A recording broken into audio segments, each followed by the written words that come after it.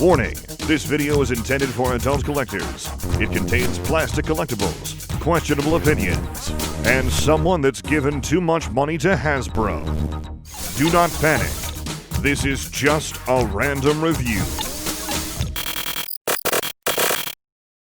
So, haven't done one of these in a while. I thought I'd give you guys a break from all the green screen videos and shoot something that's completely 100% authentic and unedited. Well, except for all the sloppy bits I screw up. But hey, random review. Let's actually talk some toys on a toy review channel. But first, thank you very much to Noel D for being one of my newest patrons. I say newest, but it has been a while since I gotten around to these, so I apologize for people who have been waiting for a while, but everyone is going to get their shout-outs. We're going to play catch-up for a while. But thank you very much, and yeah, please check out the Patreon if you want to help support the channel and keep it going. So anyway, we've got a 2-pack of toys to talk about, so I'm going to try and be very quick about this. Luckily, they are toys that are based on figures we've already had, because we are talking about Earthrise, Prowl, and Ironhide. The 2-pack from Amazon that is sold out, so I want you guys to know if it's worth it if you're going for aftermarket prices. And we have 2 toys to talk about, so we're going to start quickly with Prowl in a very familiar vehicle mode with a stupid gun on top. I really hate that, but hey, that's how you have to equip the weapon on this toy. But yeah, brilliant white plastic, black paint all the way around. They don't have the police deco. Those little stamps, those little badges, that's missing, but everything else is nice. I can understand that. There's a lot of paint going on this toy. But yeah, it looks like a very nice update to the classic Datsun vehicle mode. It still has that long nose profile, still kind of modern and sleek in design. Nice little compromise. I dig it. Again, it just looks a little bit plain because you don't have those symbols. I really do miss something. I need something. So yeah, aside from what you can see here, I really hate these mushroom pegs. I really wish they do something about it. Put a plug in there or something so it doesn't look just so cheaped out. But yeah, a little bit of paint on the taillights, translucent plastic for the headlights. That's nice. And it's a piece that's screwed in. You can see that in there, so you don't have to worry about that breaking. Yes, everyone's told me about this toy. We'll get to that in a minute. Also, I should note, since this toy is also the blue streak mold, you can just take off the light bar just in case. So it does give you another spot to mount this where it doesn't look as ridiculous. But, you know, it's just an option. So, vehicle's just fine. Now, before we get to the transformations, let's take a look at Ironhide.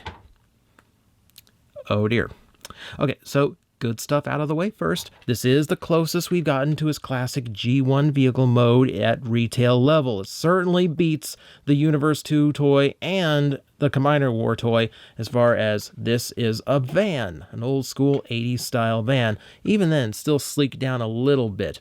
So, yeah, we're going to talk about everything else. But first, I do want to point out, this thing is huge. This is like, it looks like twice as much plastic went into Ironhide as Prowl. It's absolutely massive for a deluxe class vehicle mode. More akin to something that you would have seen like 15 years ago, strangely enough. So, let's talk about everything else. So for starters, yeah, big ugly block from his shoulder. This is a leftover part from his Siege figure. Yeah, they could have done something better about that. I wish they had. We have molded in windows that do not get any kind of paint. So there's this weird divide here. Why did you mold an extra piece of window if you weren't going to paint it or do anything? Just put the edge of the window here so it doesn't look weird. Speaking of looking weird, we've got 1, 2, 3 shades of red plastic going on. Well, I should say red because this is your standard palm plastic, which is unpaintable, your standard ABS, and then translucent plastic painted red. To this day, Hasbro does not know how to paint match when it comes to painting clear plastic. It's just a weird thing. The color changes a little bit when it's applied to translucent parts. So yeah, it doesn't quite look right. And they've never really been able to correct that. But hey, it's a van. I can say that at least. It's got the yellow stripe. It's got some door handle painted on all the headlights and the bumper, and then the tail. Oh wait, there's no tail lights. It's big hollow robot mode feet and thrusters in the back for some reason. It's a very weird van. All right, so we've seen the vehicle mode, not terribly impressive, but yeah. But hey, we got Prowl. Hey, we got Prowl. And Prowl's going to feel very familiar if you've got the Siege toy. Now, I'm going to point it out when we get into the robot mode, but yeah, this feels similar, but actually quite a bit new going on. So I unfortunately don't have an example handy. The only thing I've got left is Barricade, and he's buried in a toy bin somewhere, so I do apologize for that. See, here's his heel spurs. We need to flip those out before we take the legs and unfurl them all the way. Man, there's a lot of tucked body into that part. So flip that out, and then press this down, click through. Now, these little tabs are deceptive. Like, looks like they go into a slot up here. They do not. They go in front of that slot. And it's a little bit of a tricky little accordion process to make sure it's in. Here's your tab to click in. Make sure that's nice and tight. Hang on, I need to separate the legs so I can get a good bit of leverage. There we go. All right, so all that done, legs separated, feet will balance out. And just rotate the arms into their correct position. And that's going to be our Earthrise Prowl, looking very, very G1. Very much the Autobot police agent we know and sometimes tolerate, depending on the fiction, how they want to depict him. Sometimes he's a jerk, sometimes he's just a cool, strict Autobot. Whichever flavor you prefer. So, taking a look, head sculpt, completely on point. He is absolutely crisp and clean, absolutely beautiful rendition of Prowl. Looking quite good. Everything I want. Nothing like really weird or anything. I'm gonna go ahead and pop his familiar gun in just so we can have it there. Just because I don't want to forget about it. It is his traditional gun, a little bit smaller than I'd like, but hey, it's there. Now here's the thing that I wanted to point out. This does feel very much like the Siege figure. It's using the exact same transformation scheme and engineering. However, to my knowledge, it's completely new parts all the way around. For instance, the big thing here for me is the hip joint, where originally it was hollowed out with a mushroom peg, and here we have solid construction, much firmer, much nicer. So that's the first thing that struck me. Also, much better heel spurs. These work better than the Siege figure did, so he stands up much nicer. Oh, also, little detail to the transformation that's easy to forget. These panels that help hide that huge gap that is his feet. You still see a lot of gap there, but at least they're trying to disguise it a little bit. Robots in disguise, after all. You do still get the little bit of hollowing here in the bicep and the forearm, but, you know, we kind of expect that in the modern toys, don't we? No new paint applications are shown, but Prowl's always been the kind of character that kind of just goes with the deco that his vehicle mode gives him, so not going to really complain about that. What we can complain about is the fact that, yes, as many people know about this toy by now, and many people pointed out to me, translucent plastic knees. Now, I'm not terribly worried about them because it seems like this midpoint is what's holding most of the stress and weight of the plastic itself. And these do seem to be fairly thick parts and fairly thick plastic that's holding that pin in. Time will tell if this toy becomes problematic in that point, but, you know, it's not the worst case of clear plastic I've ever seen. The hinges up here I'm a little bit more worried about because they are much smaller, but there is this big armature inside that you saw during the transformation, that big double hinge. So there's still physical parts connecting it that should keep it all together. And, you know, hopefully. Either way, yes, it's a little bit too much clear plastic for my tastes. So articulation-wise, we do have the neck on a ball joint, so he gets full range of motion there. Universal shoulders, bicep swivel, elbow, wrist. Man, he looks broken now. I apologize. Ugh, what am I doing? Taking a Walmart stock photo now. All right, get this back in line so we can actually get to the rest of the articulation. Waist joint, universal hips, the thigh swivel as mentioned, extremely deep knee bend, and then some forward back in the ankle, as well as your ankle tilt. Beautiful range of articulation. Probably one of the most solid G1 Prowls we've ever had. And luckily, despite how many times this mold is going to be used, you know, because we've already got 4 uses of it confirmed, this release does still feel nice and solid. Everything about it spot on. I'm happy with it. So Prowl gets a nice fat A. Speaking of fat, let's get to Ironhide. And this one's going to be a little bit weird to transform because there's some parts here that aren't going to cooperate completely. So we're going to open those windows up. I need to get these open up because they are pegged in, and I just trimmed my nails. This is bad timing. So open that up. There. That's the easy way to do it. And now I have to get this whole top assembly off. There's 4 pegs holding it into place, so it takes quite a bit of wiggling. And then we set this aside. Oh, I'm sure we're not going to miss that when Earthrise is gone. And from there, this toy's going to look pretty familiar, because now it's basically just the Siege figure. Unlike Prowl, this one does reuse parts. He does look a lot more similar to his original toy. And it's basically enough to convey that he is, yes, a brand new iteration of Ironhide, but still very much the old engineering setup. So, come on, I need you to unpeg here so I can actually transform him. Hang on a second. There we go. Forgetting the old method of the toy now. Rotating that around, clicking back into place. Move. All right, so there. Make sure that all lines up for the shoulders. Moving that down, you should get a bit of a tab-in connection. Here's a tricky point. These translucent parts have to go into those little pegs, like so. Now, you see on mine, a little bit difficult, and some people have had trouble getting that to actually stay in place. Don't mind it, because it's not really that important. It just holds it in place. But, you know, it's not a necessary connection point. So, though this guy is wiggling a little bit more than I'm comfortable with.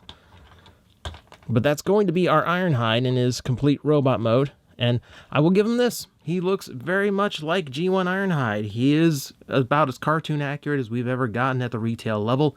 He is big and bulky and squared off in the right spots. And that actually does kind of make me happy. So, once again, we look at the head.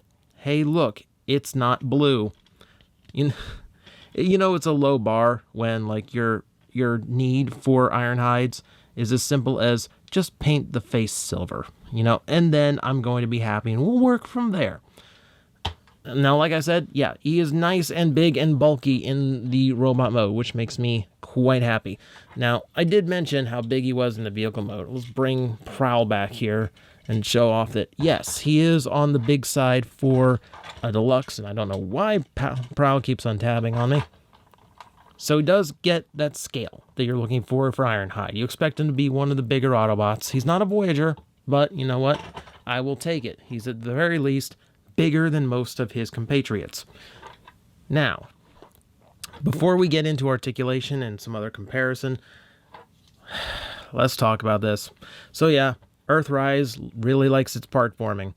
Now, you can see this as an homage to the original battle platform that the G1 Ironhide toy could make, which means you take this gun, you stick it down there, and you actually pretend like that's a useful thing. Yeah, no, that really doesn't work. I will give it this. I'll give it this much. So when we get all this folded up, there is an actual, unlike Cliff Jumper, there's an actual transformation element to this, which is actually kind of nice. And then we can lift this handle, which slides forward, which makes rocket thrusters pop out. Don't know why. I will give it this. Ironhide is the security officer for the Transformers, for the Autobots. So him having this big riot shield as an accessory, I actually don't mind that. I actually think it works in character for him. Cliff Jumper doesn't really strike me as a shield-carrying Autobot, so I can't buy his half of a car roof as a shield. But this looks like a shield on a character who probably would carry a riot shield. So in this case, I don't really mind it so much. That said, on my copy of Ironhide, his shoulder is not tight enough to hold it on his left arm. So, yeah, because this is a very heavy piece. From that slide that you saw, as well as all these parts, it's quite heavy. Now, luckily, if we put that peg back, we also have a spot right there on his back where he can store it away. That way you don't have to lose track of it, and you also don't have to use it. Double bonus. And then we'll go ahead and put his little gun back. It's a very little gun. It is based on one of his accessories from the G1 toy, so at least you have that. I'm going to quickly show off the fact that, yes, he does have quite a few parts reused from Siege Ironhide. He does go for a little bit darker color scheme. I kind of like the lighter gray a little bit better, but, take your mileage where it is. And yeah, you can see the head sculpt is slightly changed, but mostly the same. The arms are pretty much the same. A lot of the parts are the same. So yeah, not as much as Prowl. I really wish they had taken as much time on Ironhide as they did Prowl, but you take what you can get, I guess. So we get head rotation. Yes, universal shoulders again. A little bit of weird swivel points, but they work. Bicep swivel works. 90-degree elbow, wrist swivel, all working. The waist joint works on this figure as well. We get universal hips. The thigh swivel is intact, but a little bit beyond the 90-degree. And then standard ankle tilts. So Ironhide coming with just about as much articulation as Prowl. And that kind of brings up the problem of Ironhide with Prowl. Prowl himself is a really nice redo of Siege Prowl. He has all new parts. He has a little bit of new engineering. He's got some improvements over the original figure, so he actually performs quite nicely. And as far as like a G1 style Prowl goes, best we've gotten at retail level. You'd have to go to Masterpiece to do better. Ironhide is a little bit of a disappointment, but that's mostly because he comes from a 2-pack with a much better figure that has a lot more work in. I think at retail level, Ironhide with his huge vehicle mode size would feel like a nice bargain, but as part of this 2-pack, it does feel like they could have done a lot more with him, and I feel like this is going to be left off as the Ironhide that's going to be good enough for our shelves for a while. But I feel like it's not the final Ironhide. It's not the Ironhide we actually deserve, the one we've been waiting for this whole time. It's more of just a really nice stand-in that comes with quite a few flaws. Now, if you're going to keep him in robot mode, what do you care? But if you care about the vehicle mode, it is a very bothersome vehicle mode. Overall, I don't really recommend paying too much for the pack. Prowl, you've got plenty of alternatives for the mold if you just want to play with the mold, and then Siege Prowl is still a very nice toy if you just want the character. And then Ironhide, yeah, Ironhide just needed more work that he did not get. So that is my reviewer's opinion. If you find it for retail, yeah, between his size and his quality, it feels like a deal, but as soon as you start upping the price on this, yeah, it's gonna feel a little bit painful.